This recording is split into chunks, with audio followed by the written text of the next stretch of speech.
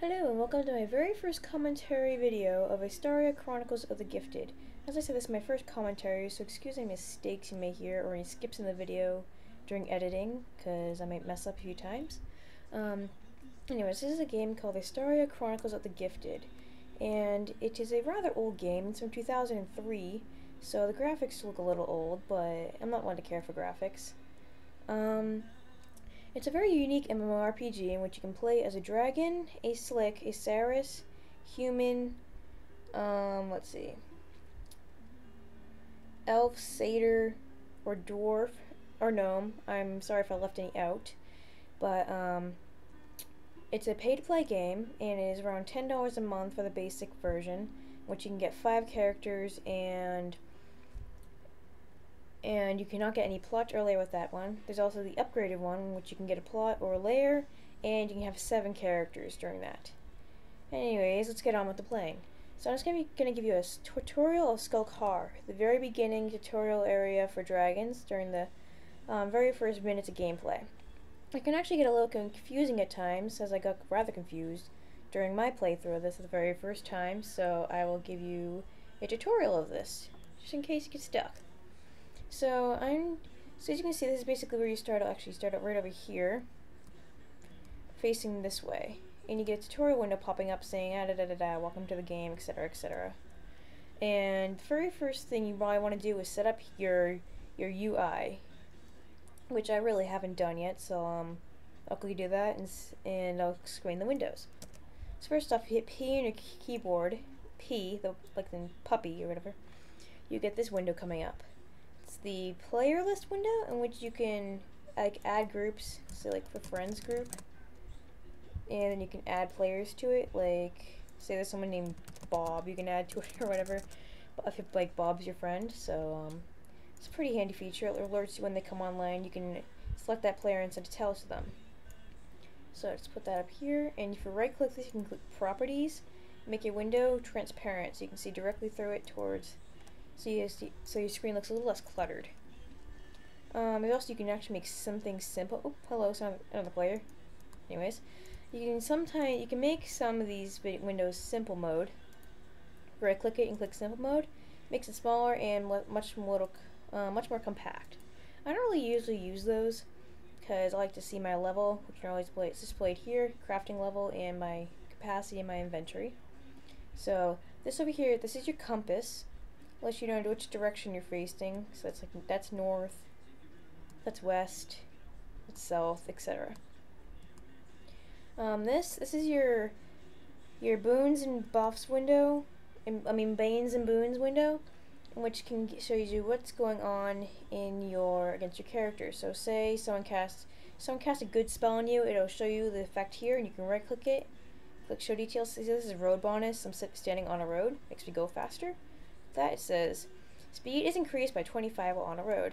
It cannot be dispelled, as in it cannot be removed. So adds you 25 speed to move around faster. So yeah, you can get other things as you move on in the game, but I'll explain that later. And over here, this is your selection window. So I select myself, a Racktor. You can see my name, your health, and normally your level, like your rating, and then your level is displayed here as well. Over here, this is actually it's normally starts out like this, extended mode.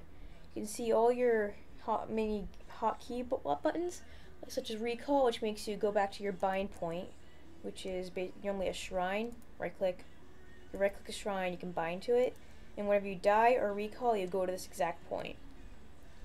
You can stop any action you're doing, and you can also, if you click an enemy, you can attack using this, gather resources, trade with another player, greet another player, or an NPC. I recommend using on an NPC, because if you greet a player, it just says hello and with a dot, so it makes it kind of creepy.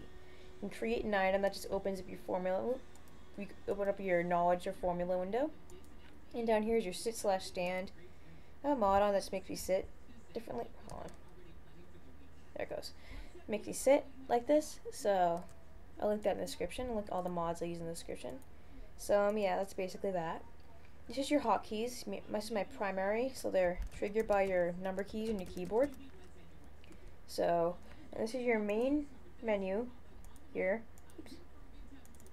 My mouse really hates to spawn me. Here we go. where you can exit game, support, tutorial. You can get like tutorial here. You can give there's all these windows you can open. I'll show you the hotkeys to those. So Control and Q, this opens up your quest window.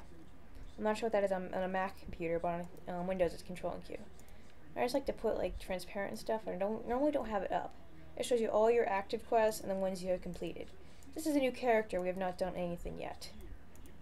So, this is your main chat window, where you can talk to other players through it. And I will quickly make this so I can only get player things through this. There you go. So I only get player messages through this. And over here, this is your combat window that it normally starts out with. So you can see it's called combat, and I just like to put all this over here. On group feedback, here we are. And so yeah, that's basically it. If you click down here, see browse player chat channels, and this is on chaos, so there's different channels here than on other character shards. So you can join other channels, such as new players assistance, what I really recommend if you're brand new to the game. Then there's also, if you click C, you open up your character window, which you can see your schools, skills, abilities, and defenses. You start off with Breath of Fire and Sprint. Breath of Fire is an attack, which I'm on number 1, and Sprint is also a ability, which makes you run faster. It's good for getting away from enemies. V is your vault. It's where you can store a bunch of stuff you don't really need anymore. You have to be near a vault keeper to activate it though fully. This is your inventory. It's toggled by I. Your vault's toggled by V.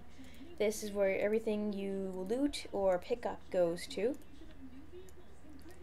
And it's basically where you store all your things. I'm pretty sure you know what an inventory is. Your knowledge window is where you can find your formulas, techniques, and spells. I'll explain that further later when we get to it.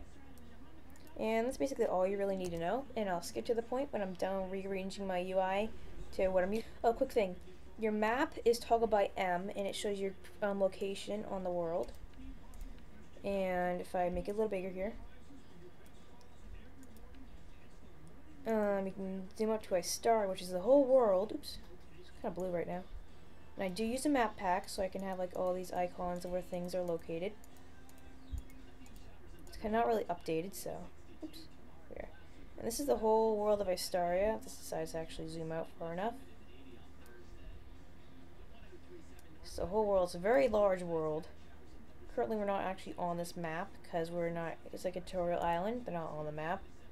So this is a very large world. The black parts are Blight, which are very bad.